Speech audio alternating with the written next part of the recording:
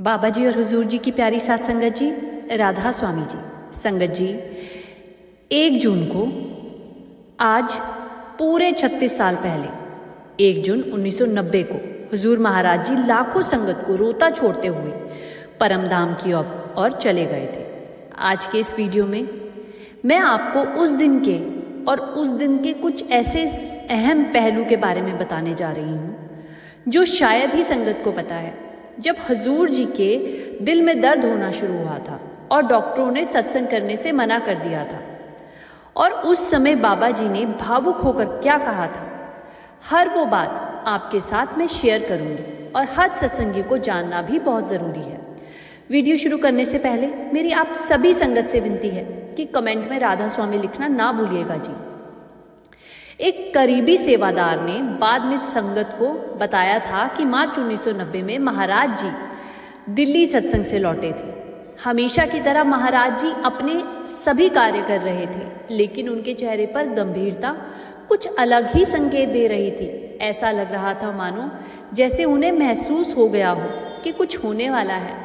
ऐसा महसूस होता था कि आप बाहर से सब कुछ सामान्य रूप से निभा रहे हैं, पर भीतर से आप जी का मन कहीं और ही जुड़ चुका है। उनके व्यक्तित्व की जो दिव्य चमक और ऊर्जा हमेशा दिखाई देती थी, उसमें हल्का सा परिवर्तन महसूस होने लगा था। सेवादार बहन ने बताया था कि अपने मन की भावना को वो रोक नहीं पाई थी उस समय, और विनम्रता से उनसे पूछ बैठी थी, महाराज जी ऐसा क्यों लग रहा है जैसे अब आपका मन कहीं और रम गया है? तो हुजूर जी ने बहुत शांत स्वर में कह दिया था कि मेरा कार्य, मेरी जिम्मेदारी अब पूरी हो गई है। उनकी ये बात सुनते ही ऐसा लगा था मानो कुछ क्षणों के लिए कि सब कुछ थम गया हो। उनका दिल घबरा उठा था। उस समय शायद उन शब्दों की गहराई पूरी तरह उन्हें समझ नहीं आई, लेकिन आज जब उन पलों को वो याद करते हैं तो हर शब्द का अर्थ बिल्कुल स्पष्ट दिखाई देता है। मार्च में दिल्ली सत्संग के दौरान ही एक दिन महाराज जी को सीने में हल्की तकलीफ महसूस हुई। डॉक्टरों ने संपर्क किया और कार्डियोग्राम करवाया गया। रिपोर्ट सामान्य आई थी, जिसके बाद डॉक्टरों ने उन्हें आराम करने और दवाइयां लेने की सलाह दी। कार्डियोग्राम दिल का एक टेस्ट होता है। जब रिपोर्ट सामान्य आती है तो सेवादार ने चैन की सांस ली। सेवादार ने बहन ने आगे बताया कि हालांकि बाहर से सब कुछ सामान्य दिखाई दे रहा था, लेकिन उनके मन में भीतर एक अजीब सी बेचैनी घर कर चुकी थी। बार बार वही शब्द याद आ रहे थे कि आखिर ऐसा क्यों कहा गया, मेरा काम पूरा हो गया है। हुजूर जी ने ऐसे शब्द क्यों दोहराए? कुछ दिन बाद एक शाम महाराज जी रोज की तरह टहलने निकले, लेकिन अचानक उनकी सांसें तेज हो गई। उन्हें अपना टहलना बीच में ही छोड़कर वापस लौटना पड़ा। उस समय मई का महीना चल रहा था और डेरे में भंडारे की तैयारियां पूरे उत्साह से चल रही थी। स्वाभाविक रूप से महाराज जी के कार्य भी पहले से कहीं अधिक बढ़ गए थे। भंडारे वाले दिन सत्संग समाप्त होने के बाद स्वयं महाराज जी ने कहा कि सुबह से उनके सीने में भारीपन महसूस हो रहा है। बहुत विनम्रता से आग्रह किया कि वो थोड़ा आराम कर लें और डॉक्टरों को बुला लेते हैं। सेवादारों ने उनसे ऐसी प्रार्थना की, डॉक्टर को दिखा लीजिए। लेकिन हुजूर जी ने हमेशा की तरह बड़े प्रेम और स्नेह से उन्हें समझाया। उन्होंने कहा कि चिंता करने की कोई बात नहीं है, डॉक्टर से बात हो चुकी है। शाम को कार्डियोग्राम करवा लिया था। आगे उस सेवादार ने जो बातें संगत के साथ साझा की, वो सुनकर हर किसी की आंखें नम हो गई। उन्होंने बताया कि उस दिन हुजूर महाराज जी ने शरीर में तकलीफें और दर्द होने की महसूस हो चुकी थी। उसके बावजूद भी उन्होंने किसी कर्तव्य से स्वयं को अलग नहीं किया। उन्होंने हमेशा की तरह लंगर की व्यवस्था का निरीक्षण किया, सेवादारों को दर्शन दिए और संगत से भी उसी प्रेम और अपनेपन से मिले। उनके चेहरे पर कहीं भी ये एहसास नहीं होने दिया कि किसी शारीरिक पीड़ा से वो गुजर रहे हैं। हर कार्य उन्होंने बड़ी सहजता से किया, जैसे सब कुछ बिल्कुल सामान्य हो। शाम के समय उनका कार्डियोग्राम किया गया। रिपोर्ट सामान्य दिखाई दी और ये सुनकर सभी ने राहत की सांस ली। सबको लगा कि अब चिंता की कोई बड़ी बात नहीं है, लेकिन ये सुकून अधिक समय तक टिक नहीं पाया। 27 मई को महाराज जी ने डेरे में अपना अंतिम सत्संग फरमाया और बानी ली। गई कि जग जीवन साचा एको दाता। जबकि इसके पहले वाले दिन उन्होंने सत्संग में हुजूर जी ने जो बानी ली थी वो थी, धाम अपने चलो रे भाई। 27 मई वाला सत्संग आज भी हर प्रेमी के हृदय में एक कभी ना मिटने वाली स्मृति बनकर बैठा हुआ है और बसा हुआ है। इसके अगले दिन 28 मई को जब दोबारा जांच की गई तो डॉक्टरों की रिपोर्ट में कुछ गड़बड़ियां दिखाई दी।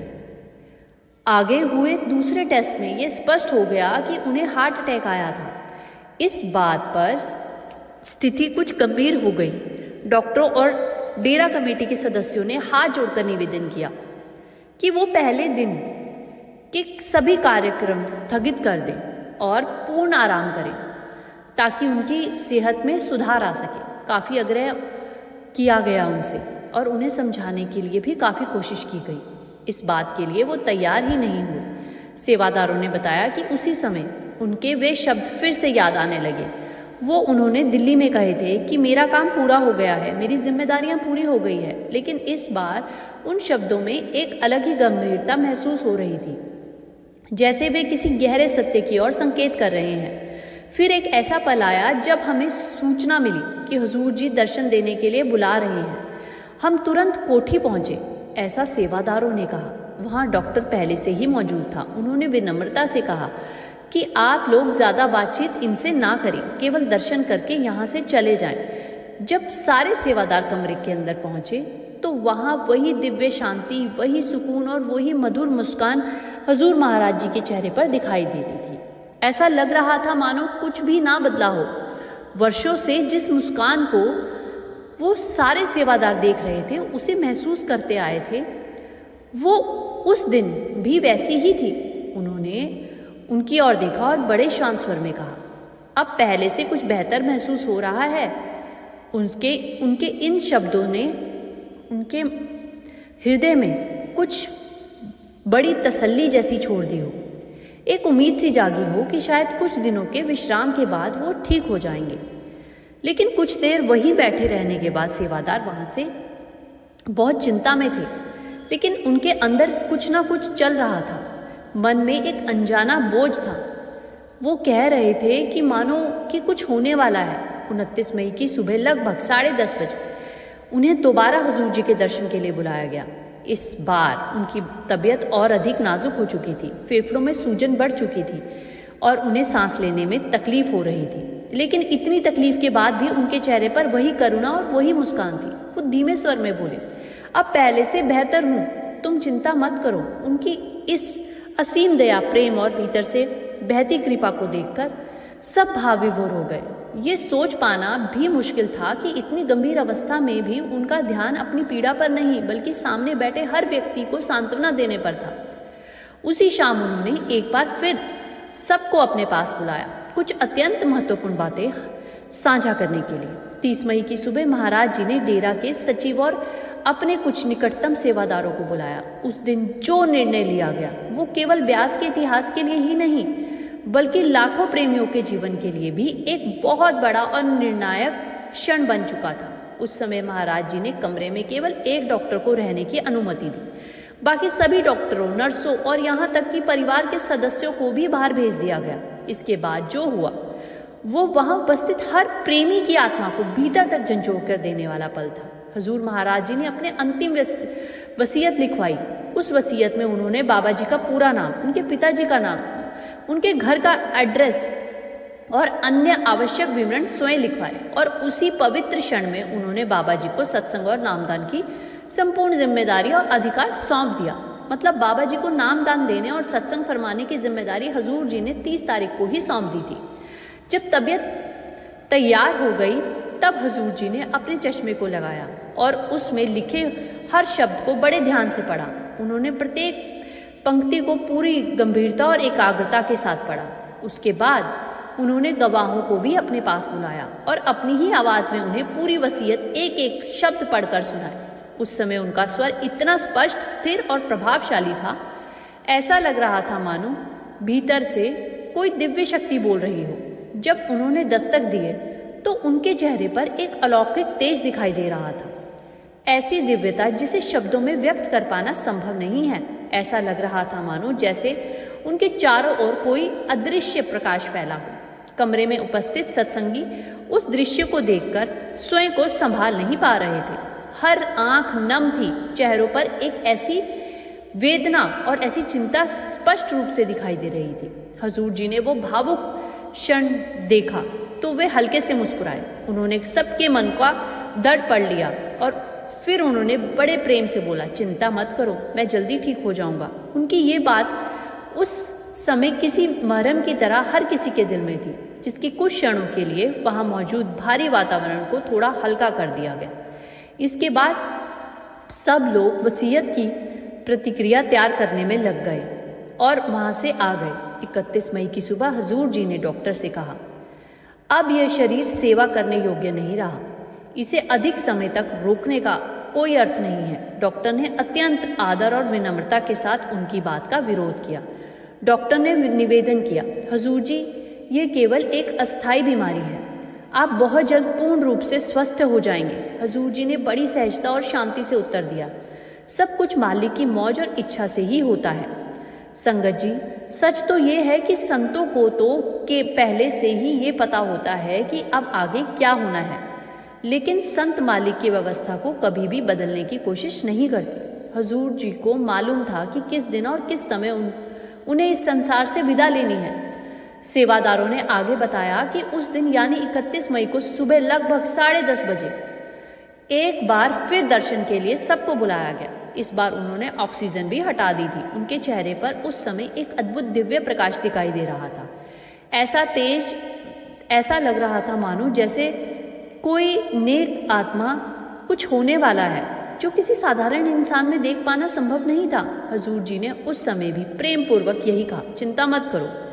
फिर 1 जून की सुबह सबको सूचना मिली कि दिल्ली से एक वरिष्ठ हृदय रोग विशेषज्ञ आए हैं और वे हजूर महाराज जी की गहन जांच कर रहे हैं।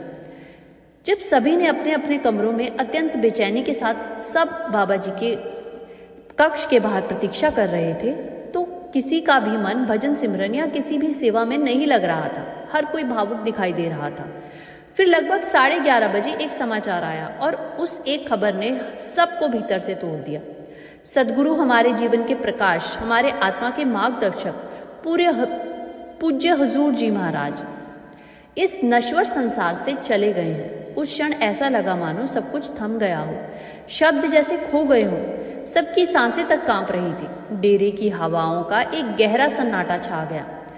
किसी को नहीं पता था कि क्या हो गया, बल्कि देश विदेश में जहाँ जहाँ की सत्संगी मौजूद थे, ये समाचार बिजली की तरह फैल गई। उस समय भले ही सोशल मीडिया या मोबाइल नहीं हुआ करता था, लेकिन उसके बावजूद ये खबर आग की तरह पूरी दुनिया में फैल गई। दुनिया भर के सत्संगी लोगों तक पहुंच गए। हर व्यक्ति स्तब्ध था। किसी को विश्वास ही नहीं हो रहा था कि लोग बार बार एक ही प्रश्न कर रहे थे, क्या सच है? कहीं यह कोई भ्रम या मजाक तो नहीं? संगत इस बात को स्वीकार ही नहीं कर पा रही थी कि उनके सदगुरु अब इस संसार से विदा ले चुके हैं। हर कोई यही कह रहा था कि अभी तो केवल 4 दिन पहले ही हजूर जी ने भंडारे में सत्संग दिया था, बिल्कुल ठीक थे। उस समय उनके भीतर इतना उत्साह, इतना प्रेम और इतनी ऊर्जा थी कि कोई कल्पना भी नहीं कर सकता था कि वो इतने कम समय के लिए ही बैठे हैं। लेकिन धीरे धीरे संगत को यह एहसास हो गया कि कोई अफवाह या भ्रम नहीं है, ये सब सदगुरु की मौज ही थी। जैसे ही ये समाचार फैला, संगत का सैलाब समुद्र की तरह, लहरों की तरह ब्यास की ओर उमड़ पड़ा। बसें, रेलगाड़ियां खचाखच भर भर कर ब्यास पहुंचने लगी। हर किसी की जुबान पर बस एक ही बात थी, हमें अपने हजूर जी के अंतिम दर्शन करने का मौका चाहिए। सब कह रहे थे, हजूर महाराज जी हमारे लिए केवल एक संत या गुरु नहीं थे, वे हमारी हर सांस में बसे हुए थे, वे हमारे जीवन की धड़कन थे। भले ही उनका भौतिक शरीर अब हमारे बीच नहीं है, लेकिन उनका प्रेम, उनकी दया, उनका आशीर्वाद और उनका एहसास आज भी हर तरफ महसूस हो रहा है। लाखों लोग जो वर्षों से हुजूर जी की एक झलक पाने के लिए तरसते थे, उस दिन बिना कुछ सोचे समझे ब्यास की ओर चल पड़े। वही सत्संग मैदान जहां 40 सालों तक हुजूर महाराज जी ने अपने अमृत वचनों से अनगिनत आत्माओं को जागृत किया था, उसी स्थान पर, उसी स्टेज के एकदम सामने उनके पार्थिव शरीर की अंतिम दर्शनों के लिए रखा गया। भीड़ ही भीड़ थी, ट्रैफिक पूरी तरह थम चुका था, लंबे लंबे जाम लग गए थे, गाड़ियां, बसें और अन्य वाहन लंबी कतार में खड़े थे। हर किसी की मंजिल केवल एक ही थी और वो मंजिल थी ब्यास। कई लोग तो अपनी गाड़ियां रास्ते में ही छोड़कर खेतों के रास्ते ही पैदल पहुंच गए थे। उस समय किसी को भूख प्यास का ध्यान तक नहीं था, ना किसी को धूप की परवाह थी ना गर्मी की। हर दिल में बस एक ही इच्छा थी, एक बार सदगुरु के दर्शन हो जाएं। भीड़ इतनी विशाल थी कि डेरा प्रशासन भी आश्चर्यचकित रह गया। बड़े बड़े अधिकारी, पुलिस प्रशासन के वरिष्ठ लोग, कई विशेष अतिथि भी भारी जाम के कारण समय पर अंतिम दर्शन नहीं कर सके। अनुमान लगाया गया कि उस दिन लगभग 20 लाख लोग डेरा परिषद में मौजूद थे। लेकिन इतनी विशाल संख्या होने के बाद जिस अनुशासन, शांति और श्रद्धा के साथ संगत ने अपने सदगुरु को विदाई दी, वो दृश्य अपने आप में इतिहास बन गया। लोग हाथ जोड़कर सिर झुकाए, आंखों में आंसू लिए और दिलों में अथाह श्रद्धा लेकर दर्शन करते रहे। अगले दिन सुबह ठीक 9 बजे हुजूर महाराज जी के पार्थिव शरीर को डेरा परिसर से अंतिम यात्रा के लिए ले जाया गया। रास्ते के दोनों ओर लाखों संगत हाथ जोड़कर चुपचाप खड़ी थी। हर कोई रो रहा था, आंखें बंद और मौन खड़ा था। हर चेहरे पर दुख, हर आंख आंसू से भरी थी। और फिर वह भावुक पल आया जब उनके पार्थिव शरीर को अंतिम विदाई दी गई। उस समय बाबा जी ने अपने आंसुओं को रोक नहीं पाए। ऐसा महसूस हो रहा था मानो पूरा वातावरण, पूरा आकाश और पूरा ब्रह्मांड शोक में डूब गया हो। बाबा जी उस दिन बहुत भावुक हो गए। बाबा जी कभी भी इतनी बड़ी जिम्मेदारी लेने के लिए तैयार नहीं थे, लेकिन हुजूर के अंतिम फैसले को बाबा जी ने मान लिया। और फिर उसी पावन स्थान में जहाँ कभी हुजूर महाराज जी ने सत्संग और सेवा की जिम्मेदारियां निभाई, वहीं से एक नए अध्याय की शुरुआत हुई। हुजूर के जाने के ठीक 9 दिन के बाद एक बार फिर ब्यास में संगत की भीड़ इतिहास बन गई। 10 जून का वह दिन इतिहास में हमेशा याद रहेगा। 15 लाख संगत उस दिन भी बाबा जी के पहली बार दर्शन करने के उद्देश्य से ब्यास पहुंची थी। जब पहली बार नए सदगुरु के रूप में बाबा जी संगत के सामने आए, यानी कि 10 जून को दस्तारबंदी की रस्म भी पूरी की गई। हुजूर महाराज जी वही पगड़ी जो प्रेम, मर्यादा और आध्यात्मिक विरासत की प्रतीक थी, बाबा जी को सौंप दी गई। जब बाबा जी ने पहली बार संगत को संबोधित किया तो वो कोई औपचारिक भाषण नहीं था, वो तो मानो एक भावुक हृदय की पुकार थी। बार बार हुजूर जी का गला भर आता था, शब्द रुक जाते थे, लेकिन जो कुछ भी उन्होंने कहा वो सीधे दिलों तक उतरता चला गया। बाबा जी ने अत्यंत भावुक स्वर में कहा, आज हम सब एक ऐसी घड़ी में यहाँ एकत्र हुए हैं जो अत्यंत दुखद और भावनाओं से भरी हुई है। हमारे पूज्य महाराज जी, जिनकी उपस्थिति हमारे जीवन का प्रकाश थी, आज हमारे बीच शरीर रूप में नहीं है। ऐसा महसूस हो रहा है जैसे कोई अखंड ज्योति अचानक आंखों से ओझल हो गई है। अब उनके बिना ये सफर कैसे तय होगा, ये सोचकर मन व्याकुल हो उठता है। कुछ क्षण रुक कर बाबा जी ने बेहद विनम्रता से कहा, मैं स्वयं भी इस समय बहुत विचलित हूँ। सच कहूँ तो मुझे ऐसा लगता है कि मैं इस योग्य भी नहीं हूँ कि इस समय आपके सामने खड़ा होकर कुछ कह सकूँ, लेकिन बड़े महाराज जी की आज्ञा मेरे लिए सर्वोपरि है। उनकी इच्छा के आगे मैंने सिर झुकाकर ही मेरा धर्म है। जो केवल 1.5 महीने की छुट्टी लेकर यहाँ आया था, मेरी इच्छा बस इतनी थी कि कुछ समय अपने सदगुरु के चरणों में बिताने का सौभाग्य मुझे मिल जाए। मैंने कभी कल्पना भी नहीं की थी कि ऐसी परिस्थितियां इतनी तेजी से बदल जाएगी और जीवन इस मोड़ पर लाकर खड़ा कर देगा। उनका गला बार बार भर रहा था, लेकिन फिर भी उन्होंने अपने भाव प्रकट करते हुए कहा, मुझे ये बिल्कुल ज्ञात नहीं था कि मेरे सदगुरु इतनी बड़ी जिम्मेदारियां मेरे कंधों पर सौंप जाएंगे। सच कहूँ तो मैं स्वयं को इस सेवा के योग्य नहीं मानता। मैं तो संगत के चरणों की धूल के बराबर भी नहीं हूँ। जब मैं अपनी कमियों और कमजोरियों को देखता हूँ तो मन में भय उत्पन्न होता है कि इतनी बड़ी जिम्मेदारी मैं कैसे निभा पाऊंगा। लेकिन साथ ही ये विश्वास है कि यदि ये सेवा मुझे दी गई है तो स्वयं सदगुरु ही मुझसे ये सेवा करवाएंगे। तो मैं केवल एक माध्यम हूँ, शक्ति भी वही देंगे, मार्गदर्शन भी वही करेंगे। इस भरोसे और इसी विश्वास के साथ मैं ये जिम्मेदारी स्वीकार कर रहा हूँ। मेरी आप सभी से बस एक ही विनती है कि मुझे अपने सेवक के रूप में स्वीकार करें। जिस अथाह प्रेम और श्रद्धा से आपने हुजूर महाराज जी को अपनाया, यदि उसका थोड़ा सा अंश भी आप मुझे दे सकें तो वो मेरे लिए बहुत बड़ी कृपा होगी। इसके बाद उन्होंने अत्यंत भावुक होकर कहा, मैं अपने आप को पूरी तरह संगत के चरणों में समर्पित करता हूँ और संगत से उम्मीद करता हूँ कि संगत उस प्रेम का छोटा सा हिस्सा मुझे भी देगी जो विशाल प्रेम संगत हुजूर महाराज जी से किया करती थी। इस कठिन और भाविक समय में हम सभी ने मिलकर अपने सदगुरु के चरणों में यही अरदास करें कि उनकी रहमत, उनका प्रेम और उनकी कृपा हम सब पर बनी रहे। और इस तरह उन्होंने अपना पहला सत्संग दिया। संगत जी, ये थे कुछ वो भावुक क्षण जब हुजूर महाराज जी हमारे बीच नहीं रहे और बाबा जी महाराज ने गद्दी संभाली थी। उम्मीद करती हूँ आप तक ये इन्फॉर्मेशन पहुँचाने में मैं सफल रही होंगी। राधा स्वामी।